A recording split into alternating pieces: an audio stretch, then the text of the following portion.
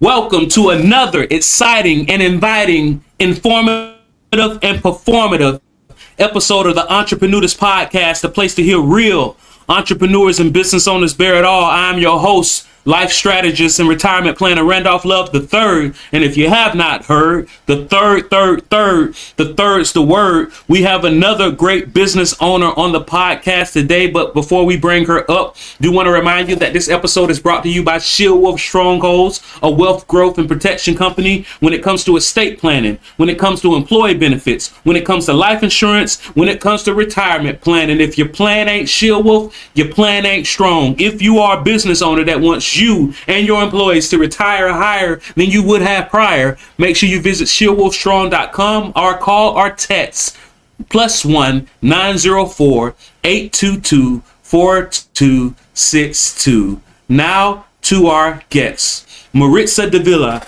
is a business growth strategist and creator of the G.R.O.W methodology, helping business owners accelerate revenue growth by building teams they trust to execute with confidence.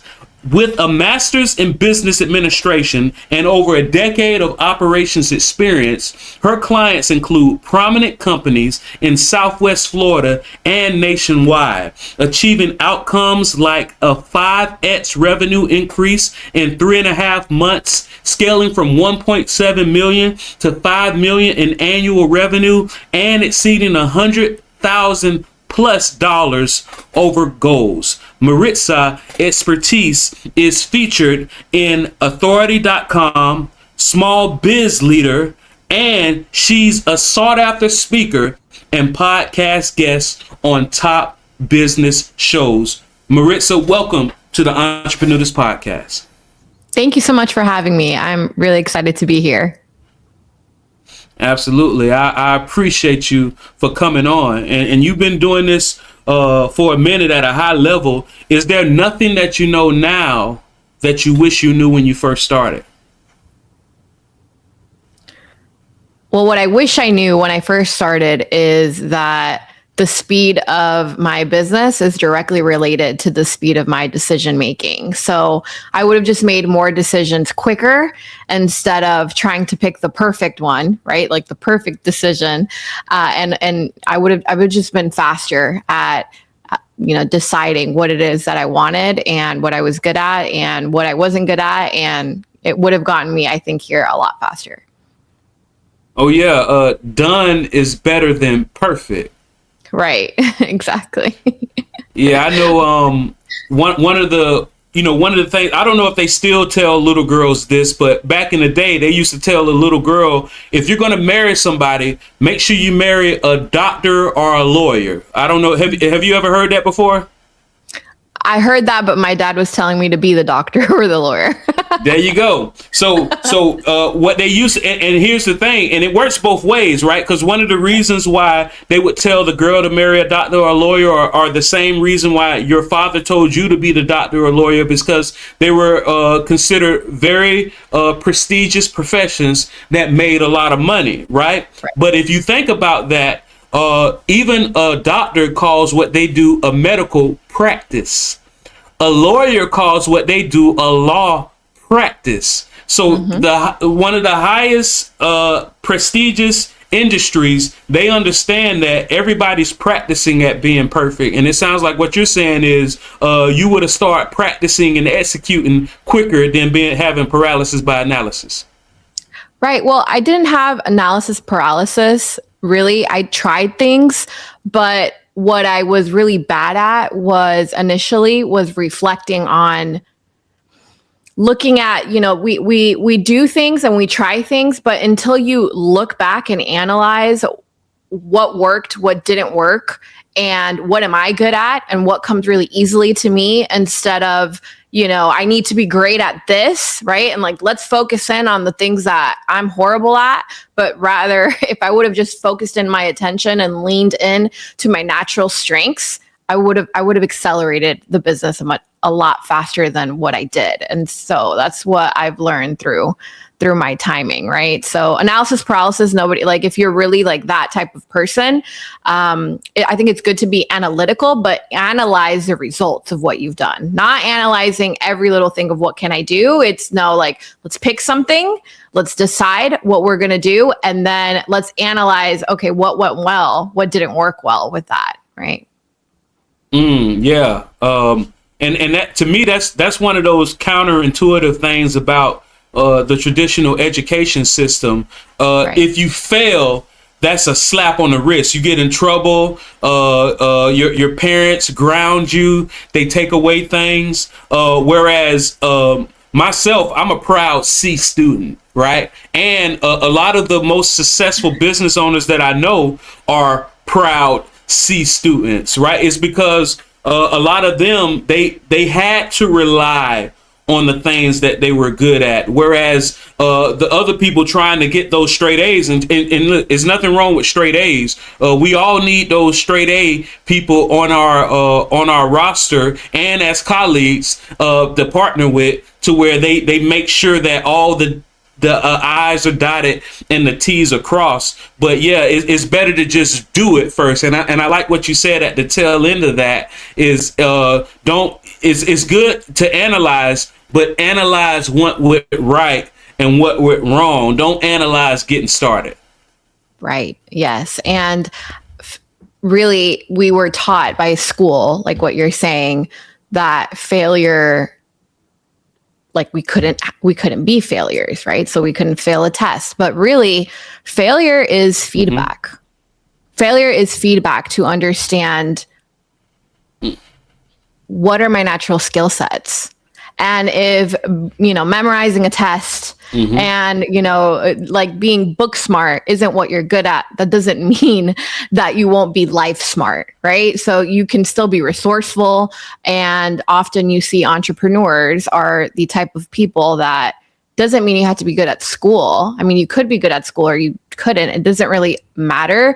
It's how quick am I to innovate, to make decisions, to come up with creative solutions, and just be a problem solver, because that's really what we are as entrepreneurs. And I can't relate to the proud C student, because I was like the type of person I was in high school. I mean, I was a valedictorian of my high school. Like I was that wanted to be number one. It's like but I'm also an immigrant, right? So I have immigrant parents that are like, you need to succeed, right? You need to do something with your life, because really what we want protection. We want growth. And unless you're trying to achieve at something, you won't ever get there. So I mm-hmm. think you can use some of those skill sets, but the problem with being really good at school is that you get used to being good at structured. Like, in school, if you want to be good at school and be a doctor or a lawyer, those are types of professions that have a lot of structure in them. So, okay, if I want to be a doctor, I need to get my, I need to go get my bachelor's, and then I need to go to, doctor school, whatever, the medical school. And then I need to specialize, right? And so it's really clear, like, this is step 1, this is step 2, this is step 3. As an entrepreneur, that's not the case. As an entrepreneur, you're jumping off of the plane and you're figuring out how you're going to land, right? So that's the biggest difference. And so I think that people that, at least in their upbringing, weren't used to that structured system of I've got to know step 1, 2, and 3, and 4 before I start step 1. It does help you, because you're understanding that I am creating the path, right? The path is not created for me. So I think that that is the benefit of being a proud C student, like you said. Oh yeah, proud C students and proud A students, and those proud B students, and hey, let's not forget the D students as well, right? But here's the thing, and what you're saying is you're talking about different types of executing things, right? But just because people have different skill sets than you don't mean that they don't think like you. And I know that's one of the things that you help business owners with? How do you find people that think like you instead of just do what you say? How do you help business owners with that? Yeah, well, once you level up in business and it's not just, you're doing it high performer to get your business, to the next level, right? Like stage one is let's be a high performer and do all the things, wear all the different roles. The second stage would be I now need other people to be high performers for me and execute for me. So back to the system that we were talking about and having a structure, we all have a way of thinking about things. We all have a system or a structure in our brains of why I think this looks good, why I think that doesn't look good. Let's say in marketing, why in sales I would ask these types of questions and I would not do these types of statements, right? But these are things that we learn from experience. As a business owner, my job is to extract from their brain, why do you do step 1, 2, and 3, even though you don't realize it, right? Because I've gotten really good at recognizing patterns in business owners in the way that they think and what they think what their preferences are, how they trust you, what they think a good job looks like. But often they're not great at communicating that and being really simple and clear to their employees so that they can do a good job and perform and execute at the highest levels for the business owner. So I have the job of, okay, let me understand, right, how you do this, how you make decisions, why, if you're going to hire an administrative assistant and you want someone that books your travel, why she would do a horrible job if she booked you at a red eye and you were in the middle seat, right? Or because you would prefer, as an example, you would prefer a window seat if it's going to be night, but maybe you like the aisle seat if it's going to be during the daytime, because then you can go to the bathroom.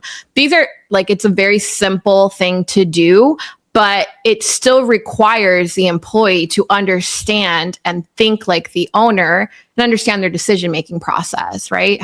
What's the process that they think through? Because we all have them. We just are not the best at identifying what that is for ourselves. So that's who I am. Oh yeah, pattern recognition. That's actually what high IQ is. A lot of people think when you hear somebody has a high IQ, that means that they know the ABCs of the standardized exam. That could be a part of it, but really and truly the highest IQ people are the people that are good at recognizing patterns. And it sounds like that's what you're good at. You're good at recognizing patterns. And for anybody that's listening, I prefer the F seat. I have a very strong bladder and I like to lay to my right. Right. F is that's the seat that I want on the plane. I don't want to sit in the middle. All right. I don't want to have to fight for armed real estate on both sides. And I don't want to sit in the aisle to where I have to get up and sit down and get up and sit down for everybody to go to the restroom. So for anybody that's listening, if you want to think like me when it comes to booking my plane ticket, please do it that way. And that said, you have to allow people to make those decisions to build that trust. What do you encourage in the business owners that you work with in order for them to grow that trust? Because it's one thing to say, all right, let this person think like you. And it's another thing for this business owners to trust them to do that. Right. To build trust, I think of three main things, which I call the trust pillars. So one is owner's preferences, which is what we're talking about with the decision-making process. So understanding the preferences of the owner, how they think and why they prefer to make decisions. You just said, I like FC, right? Because I don't want people I don't want people bothering me, interrupting me, getting up, to go to the bath. I don't want to do that. Rather, I'd rather have that seat, and why, right? So they understand, okay, now I get why he wants that. So understanding your preferences, not just in your seat on the flight, but in why you choose a certain vendor over another, why you choose a certain employee over another, right? Why you would choose a certain software over another. Like, what is purchasing decisions and what, really understanding the owner really well is one key thing to being trusted by them. Two would be trustworthiness, which I describe as being confidential. So when a business owner or any strong leader tells you about things that are in the business, you keep it to yourself, right? You're discreet. You don't talk about it to other people. You don't go and, gossip and negatively talk online or even to friends. Or someone's trustworthy. I know when I was in school, I recognized the pattern that if I had a friend and she was telling me the secrets of another friend, or she was telling me talking bad about another friend, guess what I thought? She's going to do the same thing to me. Yeah, she's doing the same thing to me. So guess what? I wouldn't trust them, because if you're going to tell me about other people's drama that are probably secrets that they've told you, then I certainly as heck am not going to tell you anything. So being trustworthy has to do with being confidential, but also has to do with the business owner seeing that you have their best interests at heart, as well as the company's, right? You want to do a good job for the business, right? Your interests are mutually aligned with the companies. And then the third would be consistent high performance, because you can have someone that have the first two, which is they really understand you as a business owner and you can trust them, right? They're like, they could be a confidant for you. But if they don't consistently perform well their job, and they're not highly skilled at what they do, you're not going to trust them to do their job. You might trust them as a person, but you won't trust them to get the job done. And so these are the three things that I've identified that every time that I have been close or in a supporting role to a strong leader, I have been able to demonstrate those three things. So whoever wants to be basically like the most valuable player in a room, especially for a leader, for a business owner, you need to have those three things really to build trust, not only as a person, but in your role and as, to execute, and the business owner just be like, I know they have it, right? I can give them autonomy because I know they got it. Oh yeah. One of my favorite quotes from one of my favorite books, The Greatest Salesman in the World by Og Mandino.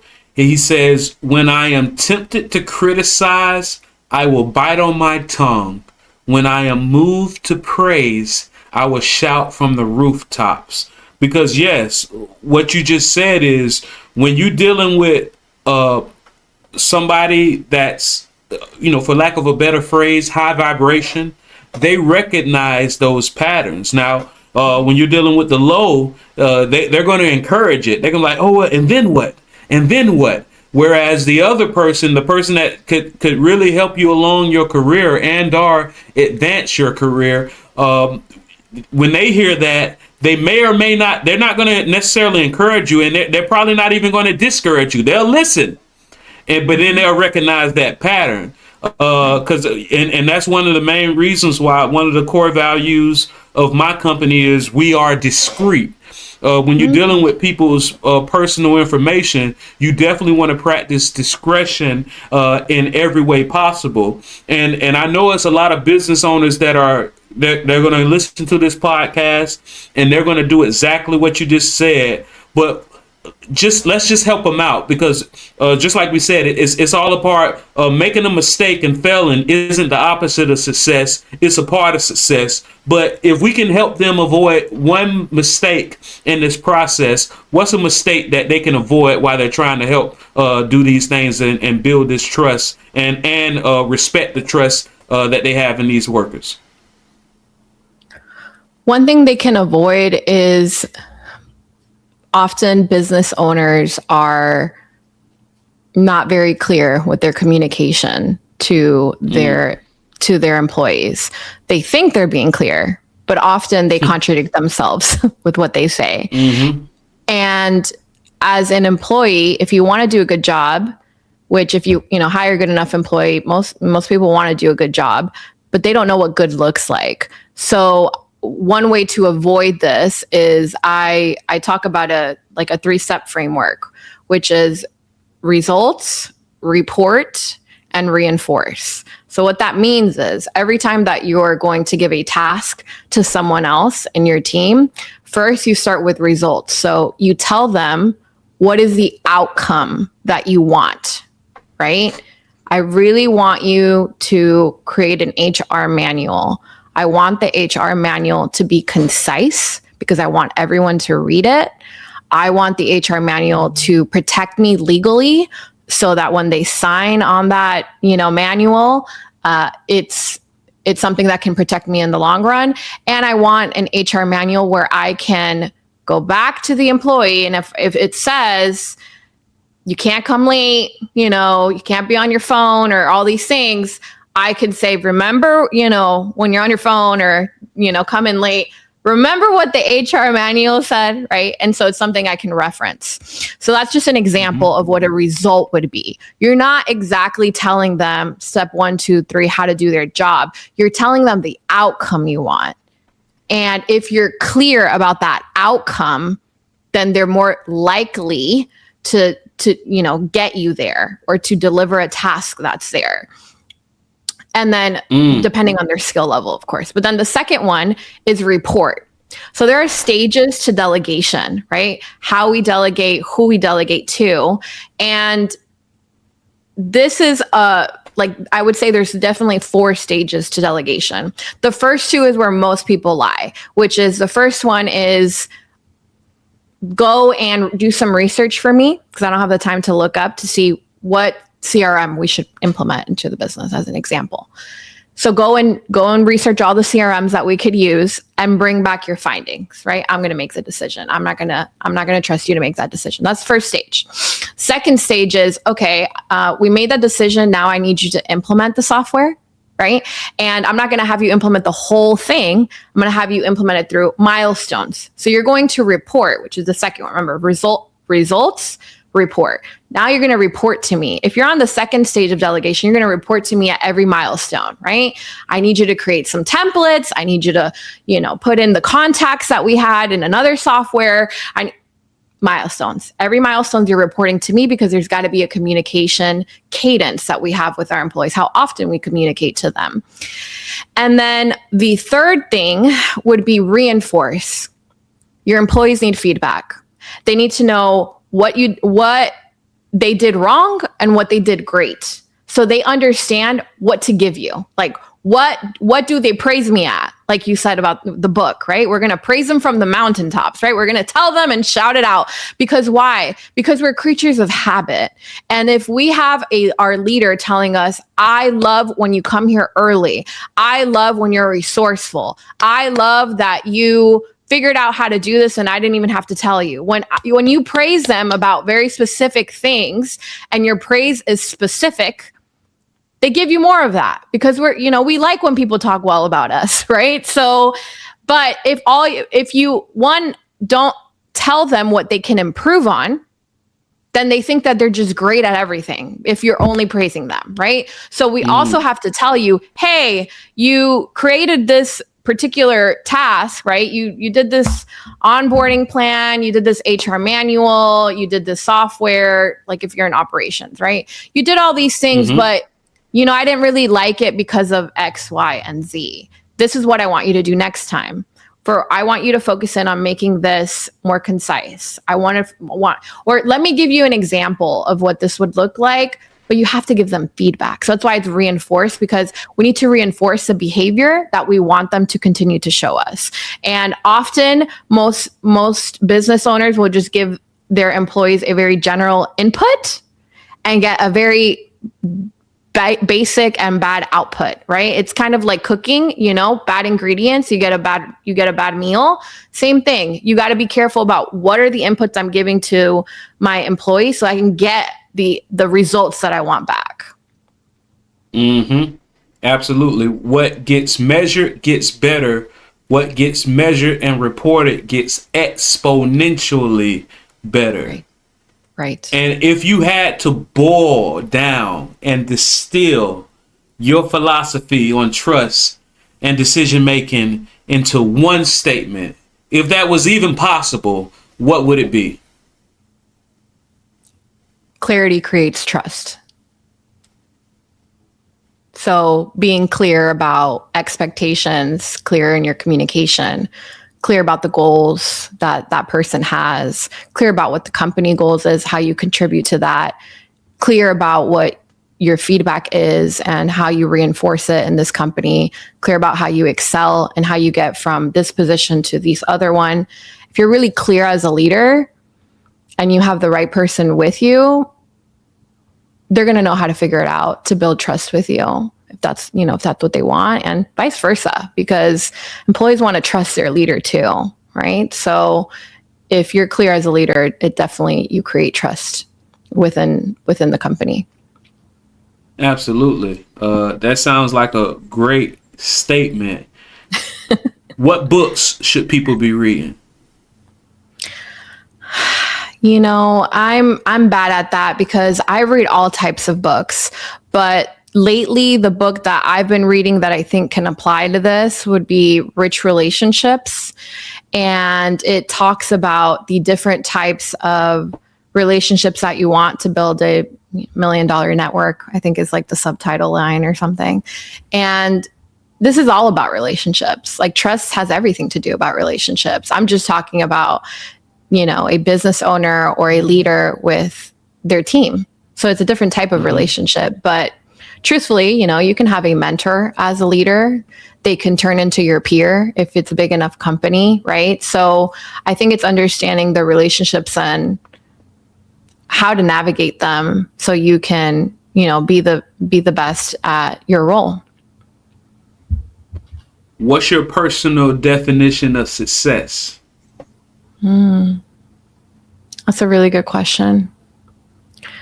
My personal definition of success has everything to do with generosity.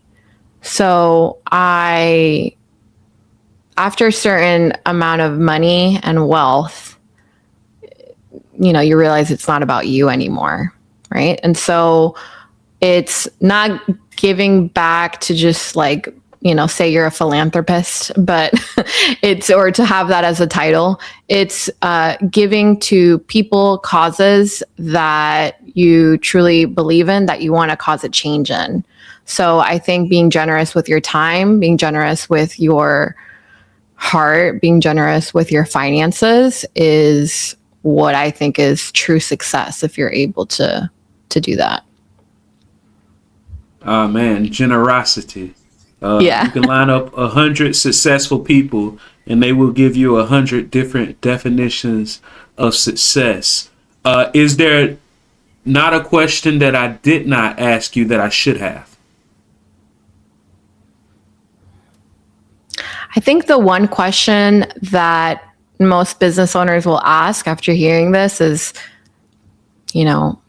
how do I know who to delegate to, or how do I decide what to delegate? Because if you're the person doing everything, you hold on to everything really tight to your heart because your business is your baby, as they say, right? So it's like, I need to trust these people now. Like I know how many, every business owner that I work with, it's like, you have a team. You just don't trust your team yet because you think that only you can do it as good as you've done it because you're the one that cares the most. And I understand that. But until you clone yourself, you will always be stuck at this level of business. So one way that I tell business owners, let's identify the tasks that you have to delegate out, is I do, this exercise, which is I have them list out all of the activities or all the tasks or responsibilities that they currently do. And so this is just actionable for people. And I have them list it in what takes the most amount of time and what takes the least amount of time.